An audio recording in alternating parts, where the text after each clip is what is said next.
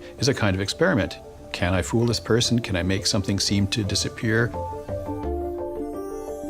Magicians have clearly learned very powerful techniques to manipulate our mind. Okay, so what was the number?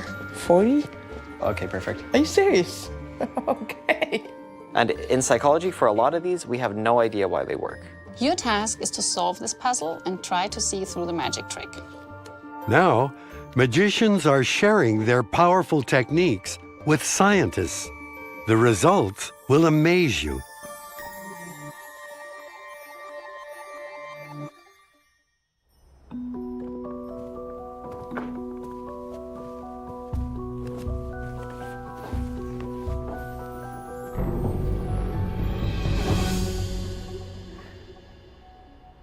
Hi, I'm Julie Yang, and that's not the first time I've appeared out of thin air.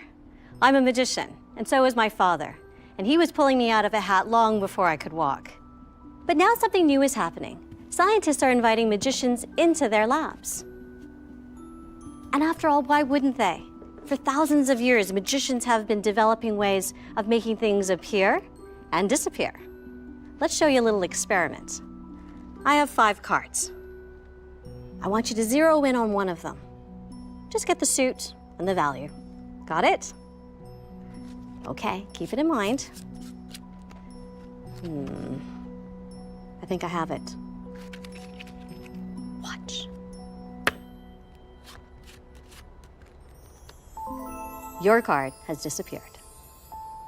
Now, magicians, they don't have supernatural powers, and instead what they do is they exploit very powerful and often very surprising limitations in human cognition. We're trying to find these pieces of knowledge that magicians have that as psychologists we don't understand. So we take these principles that magicians know, we bring them into the lab, and we try to figure out how they work.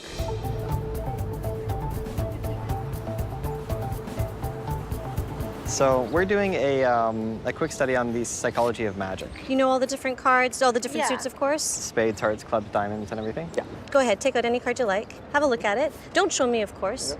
Look at a card in the middle, okay? So just glance at one, I'll flip through them nice and quick, okay? It's pretty quick. Did you see a card in there? Yep. Yep, okay, perfect. Was it the bottom card, the 6 of spades? No. And also, was it the top card, the 2 of spades? No. No? Okay, if I can have you put out to your hand just like this, okay, great. And if you can just hold that one and then just take your other hand and then just close it right on top like a sandwich. Perfect. Which card did you choose? 10 of hearts. If you can turn your hands over and then just slowly open up your hands. Perfect. Wow. Magicians have developed very powerful techniques to manipulate your decision-making, which is known as the magician's force. A magician may ask you to pick a card and you feel like you've chosen a random card from a deck of playing cards.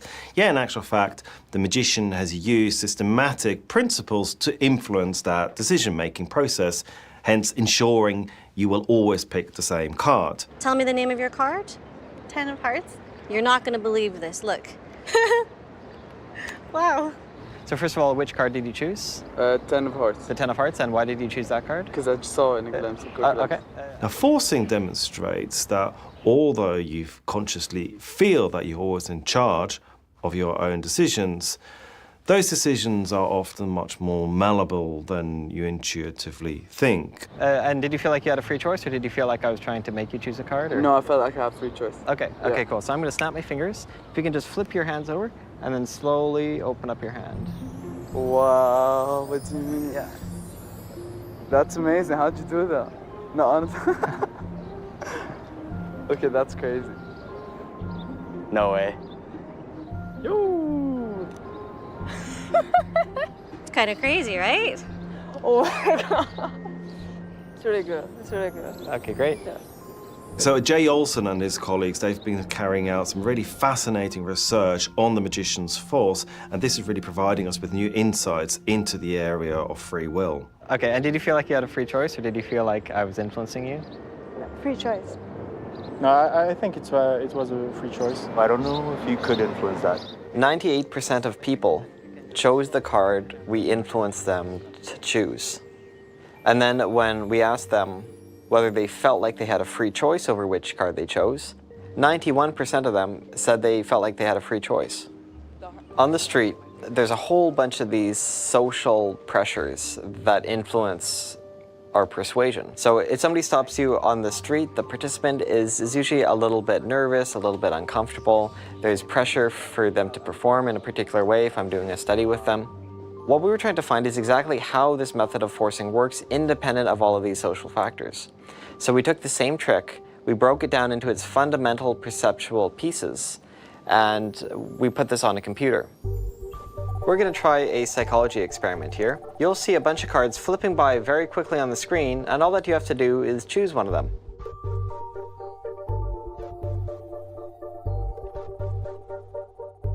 Was your card the 2 of clubs? On the computer, there was a stream of 26 cards flipping by, and then one card was shown a little bit longer. So if people were just choosing one of these random cards, they would choose that card about 4% of the time. What we found is that they chose it about 30% of the time. So our forcing was still effective, it just wasn't at the same level as it was on the street.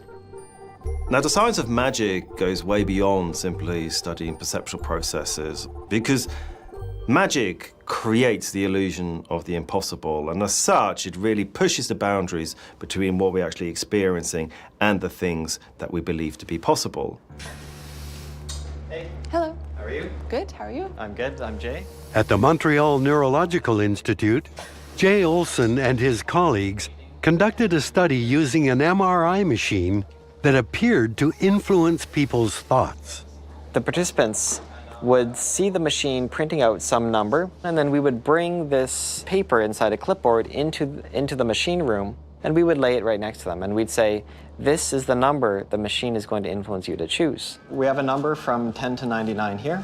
Obviously, I can't show you it right now. That's not that interesting. I don't want to see it myself in case I influence you or something. Yep. So, yeah, all that you have to do is choose a number from 10 to 99. And again, make it a random number. Don't choose one that's particularly significant for you. Okay, so do you have any questions? Nope. No? Okay, so you can lie down here. People usually feel control over their thoughts and their behaviors. In psychology, we call this the sense of agency. Yet, the sense of agency over thoughts in particular is very hard for people to study. How do you take a participant and put them in the room and convince them that they no longer have control over their thoughts? We thought, maybe we can use magic for this. If we have this scientifically credible context in which people really believe that they're losing control over their thoughts, maybe they'll really feel this loss of control. They'll feel this loss of sense of agency.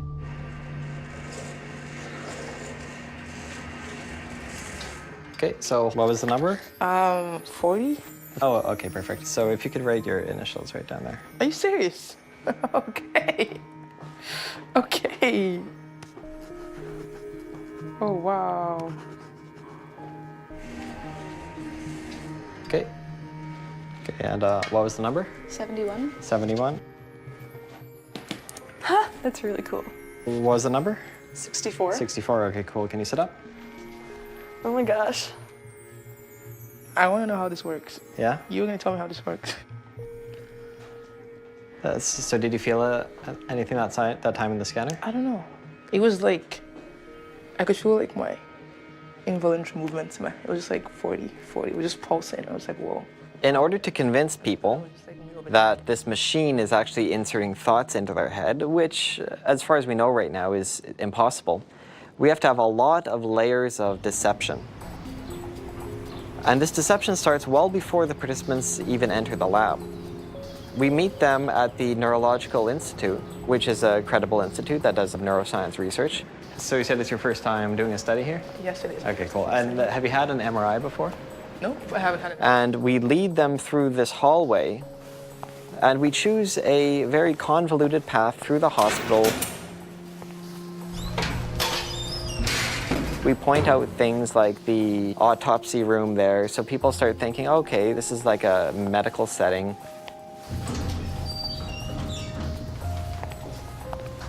We had the participants wait in a waiting room just outside the scanner, because we want the participants feeling a little bit nervous so they can have some time to think about what's going to happen. And this sort of helps the participants believe that this is a real scanner. And in fact, this is a real scanner. It's just one with a deactivated magnet. Okay, great. We're ready for you now. If I could have you... They come into the control room and they see all of this equipment around, these brain scans, all of these fancy technologies. Sometimes when we ask participants about their experience in the brain scanner, they report very interesting internal experiences. Sometimes people report that there's a buzzing feeling inside their head or neck. Not a strong thing, but maybe a slight buzzing. I'm not sure. Okay, like yeah, not yeah. a sound, just a sort of like a tingly sensation almost. Yeah, it's common. Where was the sensation in particular? Within my head somewhere. Within the head. Like Okay. probably up here. Okay, great. After the study, of course, we tell the participants that this whole procedure that they did was a bit of a show. It was all deception and magic and suggestion. I'm a magician. And this machine here, it's a fake machine. There's actually no magnetism there. It's actually a broken MRI scanner that we now use for these kinds of studies. Are you serious, though? Yep. And we're all wearing lab coats, just so it looks more credible. These brain scanner pictures that you see behind here, it's all just fake. I don't believe you. Yeah, and Stop it. So there wasn't actually anything going on in there? no, so there was no magnetism. All of the sounds are just being played from my laptop, from a speaker inside the scanner. So how did you predict the number I would on the page with the pencil? Yeah, so that was all a magic trick. Okay. Yeah, and unfortunately, as a magician, I can't reveal that particular magic trick. Okay. My colleagues don't even know the secret. When we publish these papers, we don't even reveal the secret. So no, unfortunately, I can't share with you the secret.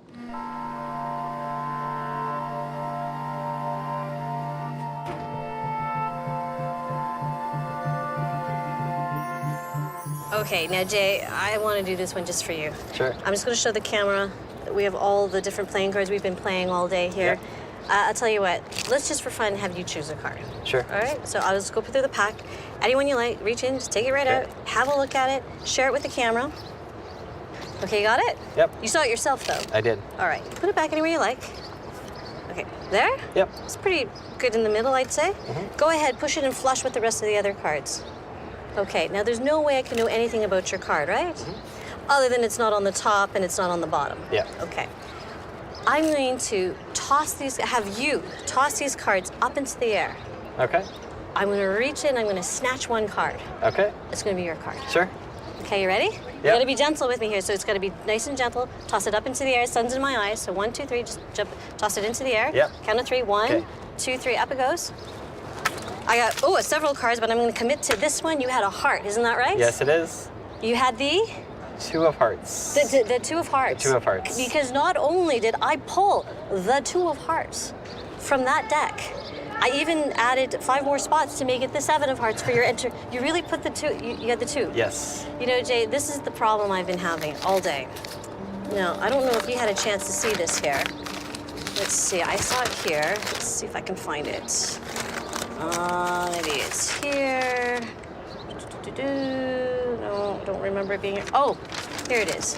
This is where Julie Ng fails to find Jay Olson's 2 of hearts. That would really be bad. So let's keep that between us, okay? Sounds good. That's for you. That was great. Thank you.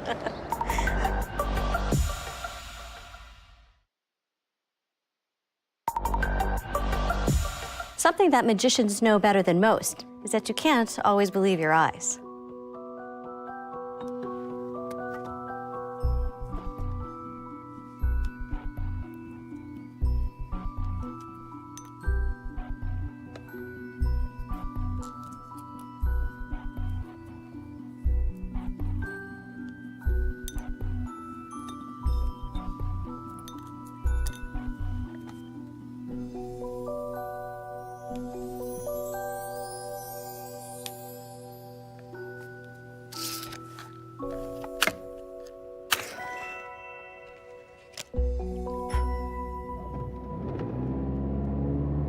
Professor Ronald Rensink studies vision. His research has provided surprising insights into how we process visual information. What we're looking at here is a driving simulator, and this really connects with the research that began all of this work into, how we actually see. There's a really interesting class of accidents called driver looked but failed to see. And here, people would run into pedestrians and cars, and it wasn't that it was hard for the driver to see what was going on. It was clear weather, clear conditions. They would just run into them. In fact, people could even run into trains, right? How can you miss a train that's right in front of you?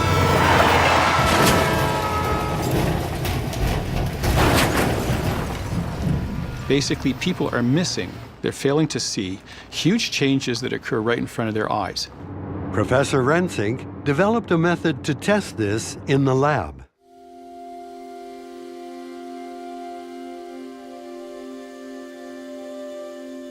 Now, in change blindness, what happens is that you can sort of show people a picture, a bit of a blank, another picture, a bit of a blank, do this, looking for the change between the two. So people see the picture, but they don't see the change in it until they attend to the right thing. Studying how our eyes work is a central part of Professor Rensink's research.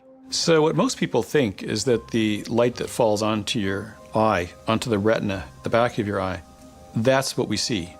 And one of the things that we know, we've learned as vision scientists, is that's not the case. The retina has color vision and high acuity only in the center few degrees of the visual field. So if you put your hand out about arm's length, that's about the amount it picks up color and high resolution information. Also, we move the eye around a couple times a second. And in fact, each time we move it, we're blind. So for about 10% of the time, your eye is traveling and you don't see anything. In my case, the study of consciousness, if you like, the failure to see, led me to several new directions, one of which was working with magicians.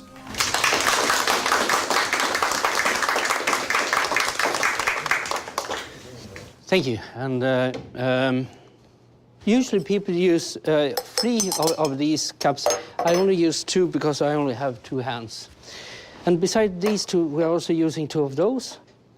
Is it all right if I start with a classic opening?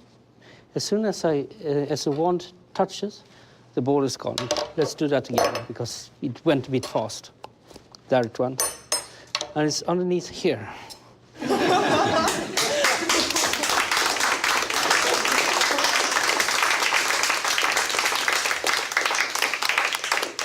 So clearly, magic would seem to involve a lot of this appearing and disappearing.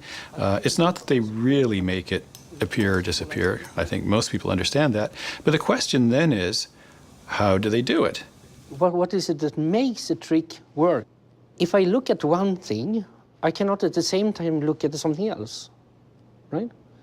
So if I'm presented with 2 choices, I must somehow choose what to look at first. And if something goes up and something goes down, people always look at the thing that goes up. And I'm using this system in my tricks quite a lot. So is this actually with, if they're the same height, basically one going up and one going down, or just the fact that it's up here versus down here? Do you? No, the theory is to cancel out one movement with another movement. Yeah.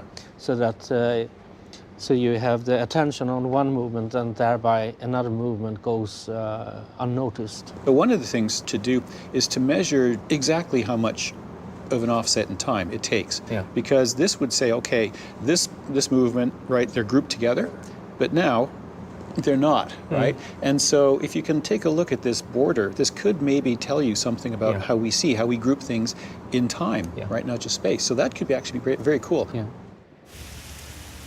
In Kenosha, Wisconsin, Professor Anthony Barnhart's research draws on his own knowledge of magic. All right, you chose the first card. Would you just say the name of that card aloud for everybody? King of Spades. The King of Spades. All right. You're up. What was your card? Ace of Spades. Ace of Spades. One final card. This will be the fastest one. What was your card? 4 of Hearts. 4 of Hearts. The 4 of Hearts. No. So I've been a magician since I was 7. And I performed professionally for many years. I perform quite a bit of close-up magic. I do it in a lot of my classes because it's a way of highlighting some of these psychological principles that are usually invisible. I've made it my job to scour lots of these old magic theory texts and try to find some of these ideas that are untested and that are unknown to psychologists. And one of these ideas that a few people have written about is this notion of offbeats. Watch close.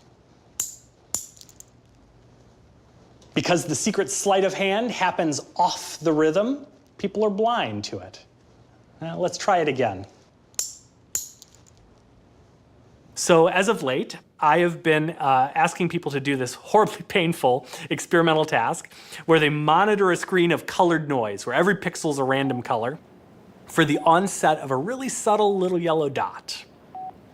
Meanwhile, they're simply exposed to an auditory rhythm, tones that are presented at a regular frequency. And I offset when that dot is presented. Does it appear with the tone, or is it shifted off of this rhythm? And remarkably, we find that people are slower and less accurate to detect these visual stimuli if they're shifted away from the auditory rhythm. What is new about this is that it's happening across sensory systems. The mere presence of an auditory rhythm influences visual awareness, and that is mostly unheard of. It's not just offbeats that have captured Dr. Barnhart's attention. He also uses magic to explore what psychologists call inattentional blindness. This is a phenomenon wherein if you are engaged in an attentionally demanding task, you can fail to see like really obvious things that don't fit with your predictions or your expectation. So they're watching a set of actions. They don't know what's expected of them. They don't know what's going to happen. And so they're trying to impose a narrative structure on this set of events. That act of trying to figure out what's going on, trying to figure out what's important, is attentionally demanding. And so all of the attention that's taken up by that task of just trying to figure out what they should be looking for means that they don't see the thing that they could see if they were focused appropriately. I'm going to show you an experiment from our laboratory. Watch closely. We're going to quiz you afterwards.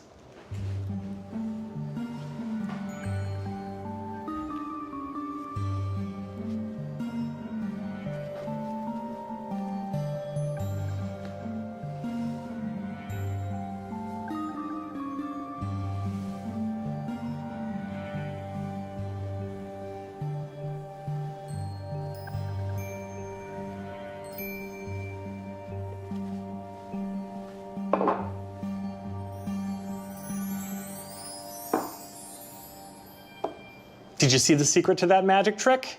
Let's try it again. Well, the technique that's used to accomplish this is a little conveyor belt. And so all I do is pull a string and the coin moves from one location to the other. In the laboratory, 50% of participants fail to detect the moving coin. In a deck of playing cards, magicians don't tell you, but we hide helpers inside the deck. Let's see if I can find one of mine to help us out. Ah, here's one. A joker. Jokers are wild. If I give him a little wave like this, he changes color. Now, there are two jokers in my deck. Let's see if we can find a second one. He's right over here. This is perfect, because now we can show you what this one does. If we put him in about, halfway down the deck, he doesn't change color, but he changes the rest of the deck, where he, in fact, stays red like this. So that leaves me one red card left in the pack, where we give a little tap like this, and now our change is complete.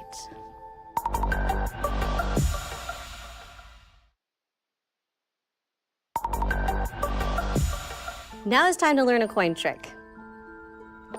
I'm just gonna cover it up like this and give it a little rub, and it goes into nothingness.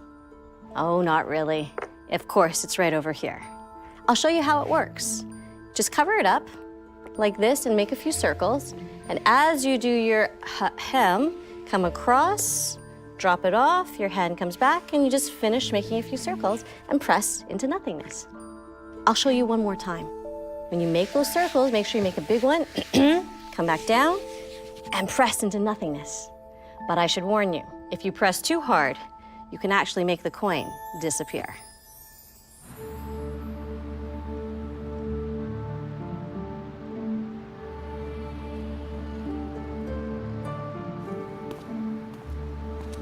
My name's Matt Tompkins. I'm a doctoral researcher at the University of Oxford's Department of Experimental Psychology. I'm interested in visual illusions predominantly, how people can look and fail to see things that are right in front of them is one idea, and how people can look and see things that aren't actually there is the other idea. So one of the fun things about magic is you can experience seemingly impossible events. So you can have it look like objects will apparently pass from existence to non-existence and back again. You can have apparent violations of physical laws, like gravity. Sometimes things fall up, sometimes they go up and they don't come down. And one last kind of interesting thing, slow motion. So for this one, it really looks like the coin is gone. But actually, if you're paying attention or if you played around with magic as a kid, you might suspect that the coin is really gone. And so, again, technically what's going on here is quite simple, and I can actually show you how this works. When the hand comes out of the pocket for the last time after the coin is put away, the hand actually comes out empty. So what you're doing is you're showing people nothing, presenting nothing, and then you're going through the motions of making nothing disappear, which is actually technically quite simple. And so what we were interested in is how people could see, or when people would see objects where objects never existed. Sorry. The scientific community, I believe, can learn a lot about both the principles that magicians use, as well as the unique experience that magic elicits. And such, by using new tools and scientific theory to understand why these principles work, scientists can really learn about the limits of human cognition. So, by using 3 simple little beans, I'm going to share with you something my ancestors in magic used to do.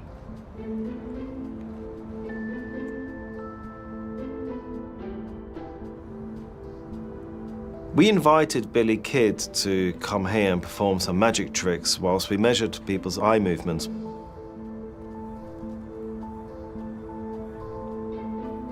As scientists, we're very interested in the techniques that magicians use to manipulate people's attention, and measuring eye movements provides us with a very reliable measure of where they are looking.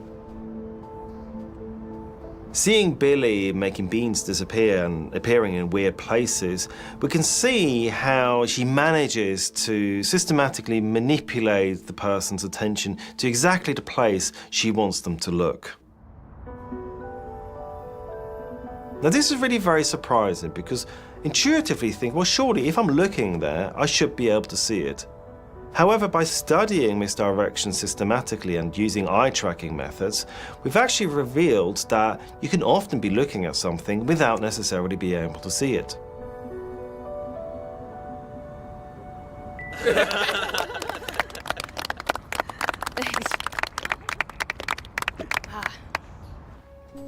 So should we have a look at some of the footage that we captured I'm excited. This morning?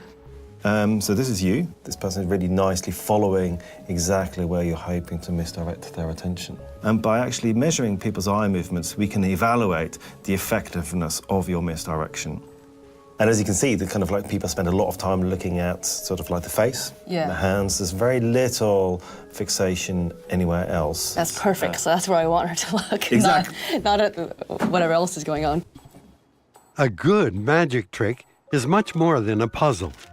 But a trick is at least that, a mystery demanding insight into its hidden workings.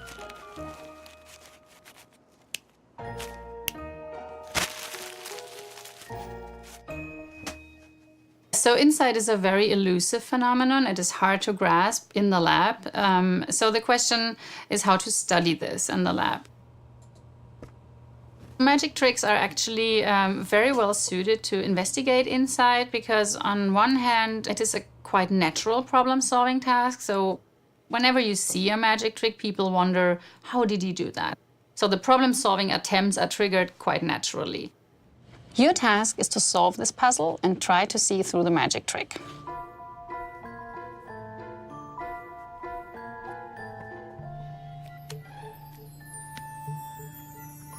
Well, insight is a rare phenomenon. It's a sudden realization of a solution to a difficult problem. And it is often accompanied by the so-called aha experience. I think everyone has had that from time to time. It is a very emotional response. It is characterized by joy, pleasure, relief of having found a solution. Or you hear it, you hear, that's how he did it. So interestingly, there are false insights. This is something that had been debated in the last years, whether false insights actually exist or whether insights are always true. And the magic trick paradigm that I'm using actually helped to clarify this question because for magic tricks, people come up with lots of false solutions. So if you have an idea what the solution could be, then you should type it in even if you're not sure about it. If you don't type anything, we'll never know about your idea. I see that a lot in my data, that they come up with a false solution and they report having had a strong aha experience. So they have this positive emotional response, but the solution is actually wrong. So this is a false insight.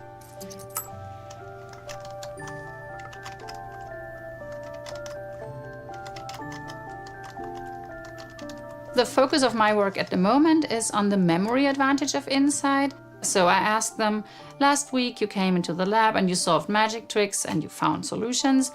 This week we would like to know which solutions you can still remember.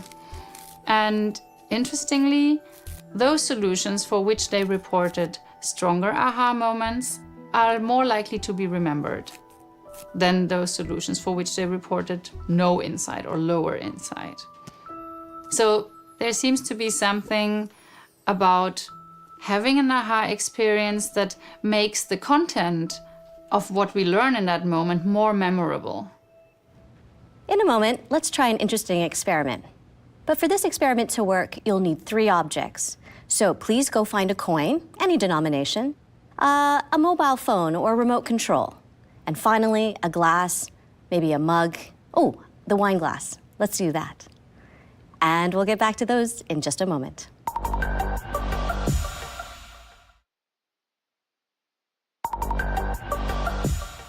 Great, now you have your 3 objects, your coin, your mobile phone, and your glass.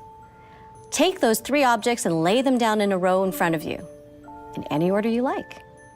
You know what, go ahead, mix them up, I won't even look. Okay? Now, take the coin and exchange it with the item to the right of it. If there's nothing there, just leave it where it is. Now take the glass and exchange it with the item to the left of it. And if there's nothing there, just leave it where it is. And finally, take your mobile phone and exchange it with the item to the right of it. Now there are 3 things in front of you. Take your left hand and reach down for your leftmost object, raise your glass, and say cheers with me.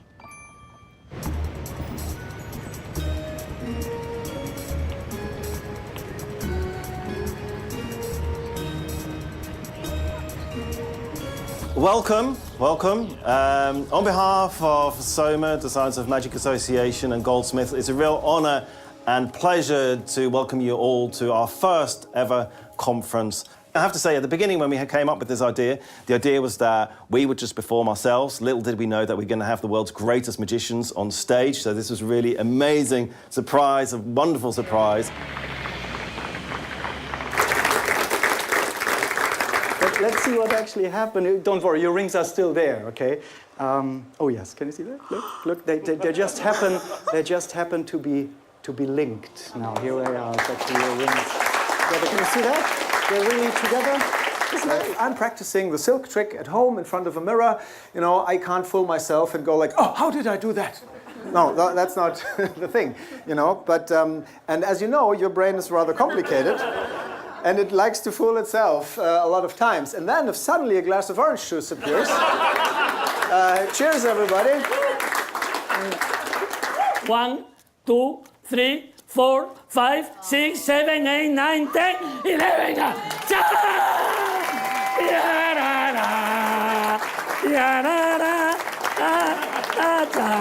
Stand up, stand up. In my opinion, Juan Tamariz is one of the brightest magicians in the world. And Juan has got very specific and beautiful theories, really, about magic that analyze magic in an incredibly deep way and look at sort of like the multiple layers of deception that are involved in creating some of these amazing magical mysteries. And I put the case inside, and you put the thumb here. Yeah. Remember, your card is inside the case, inside the deck, any place.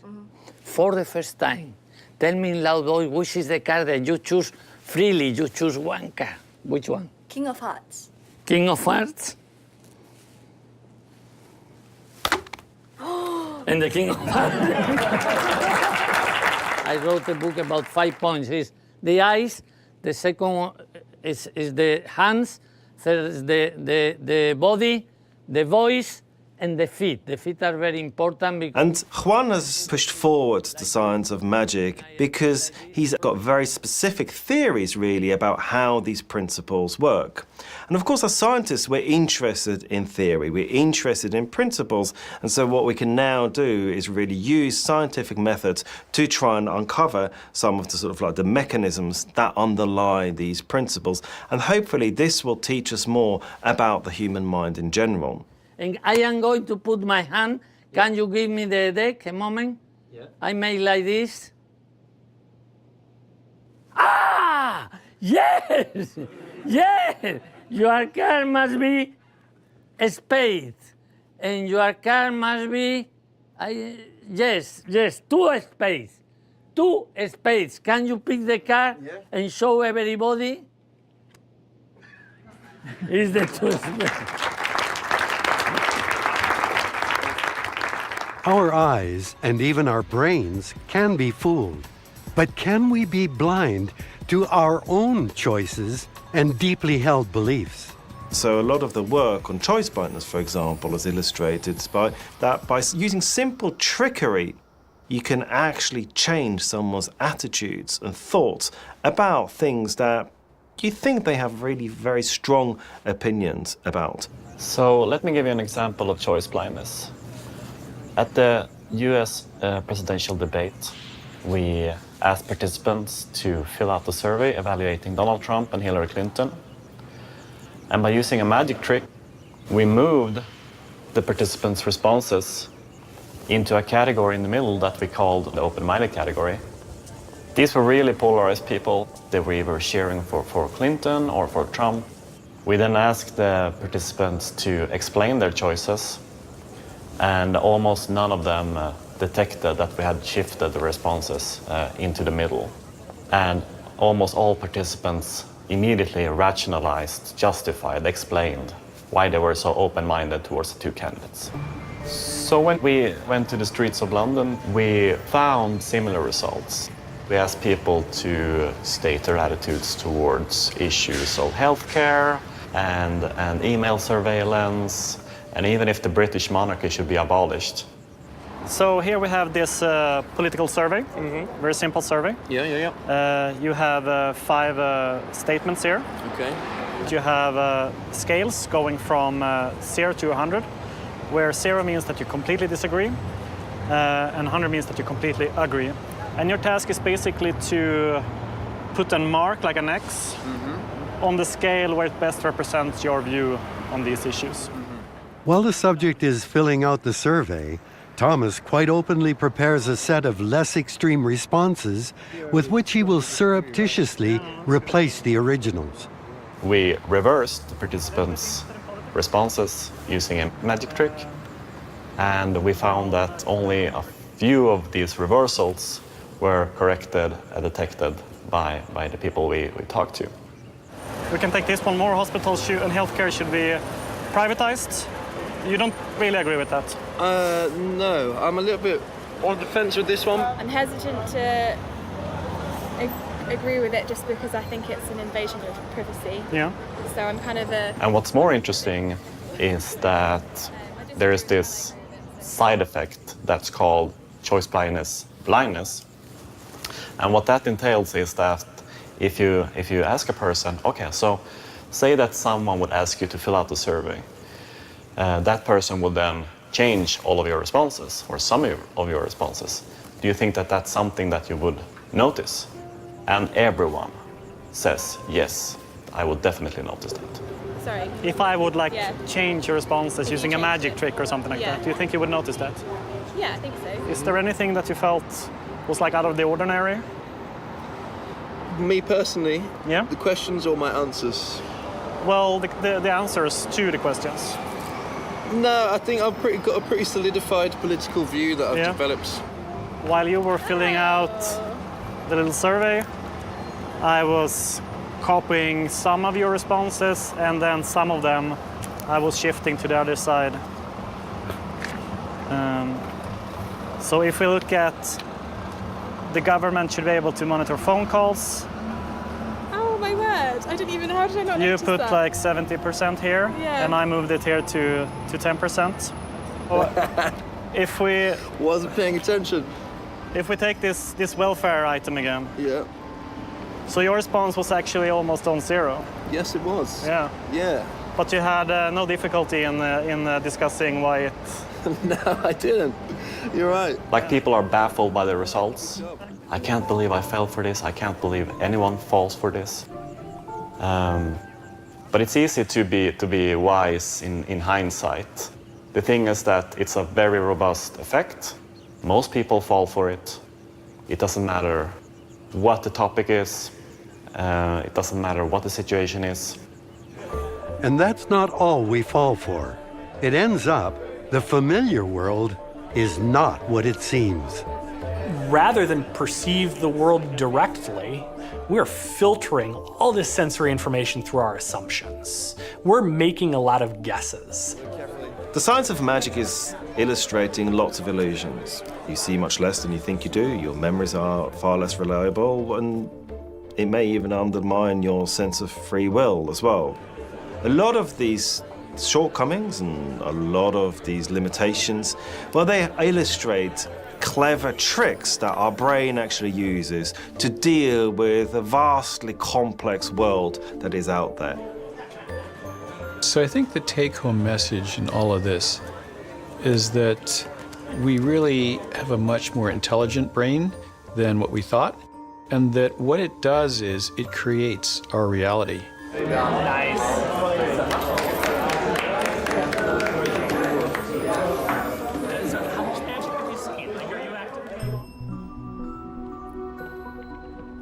Magicians and scientists both have learned that it's our own mysterious consciousness that casts the spell, weaving reality from fleeting impressions. So even when you don't know it, you are the magician.